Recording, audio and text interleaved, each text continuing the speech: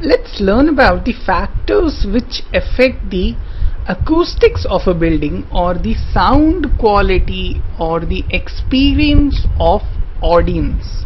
Okay, so the major factor being the reverberation time, which we have already analyzed. Okay, so we are going to start off this analysis of factors which affect the acoustics of a building with the reverberation time. Okay, we know that the reverberation time has to be optimum. It shouldn't be too low or it shouldn't be too high. Okay, so if you are going to have a too low reverberation time, then what you get is a dead room.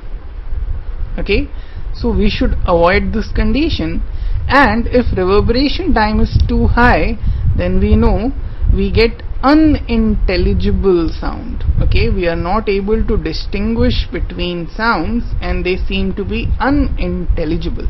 Okay, in general, if we are talking about speech, then we want a reverberation time of around 0.6 seconds. Okay, if we are talking about music, then we want a reverberation time of around 1 to 2 seconds. Okay, so depending upon what is being played in your auditorium, whether it's a speaker speaking or whether it's an orchestra playing, you would want to adjust your reverberation time to one of these ranges.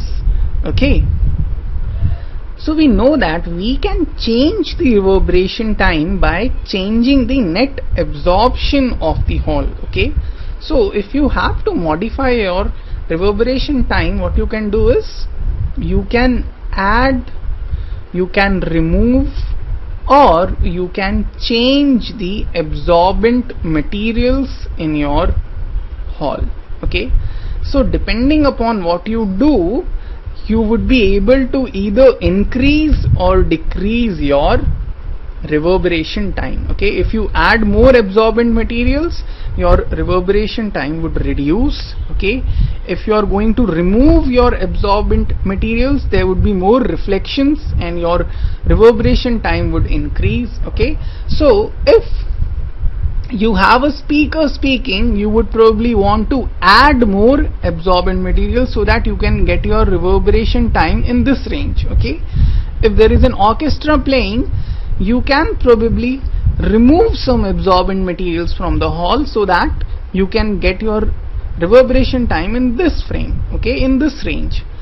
Or what you can do is you can open or close windows. Okay, obviously we know a window is an ideal absorber. Okay, so if your hall has a window or has many windows, you can open or close them to bring your reverberation time to an optimum level.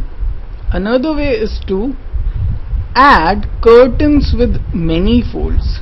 Okay, curtains with many folds is used to increase the surface area. Okay, and since more surface area is there, more absorption would take place. Okay, so you can add or remove curtains with many folds.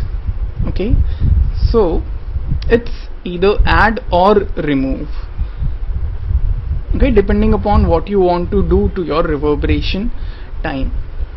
Another thing that you should do is have upholstered seats. Okay, just understand, if your auditorium is empty, okay, then there would be empty seats. Okay, if however the auditorium is fully packed, then there would be people sitting in these seats. Okay, a person in itself is an absorbing material. Okay, the absorption coefficient for a person is around 0.4.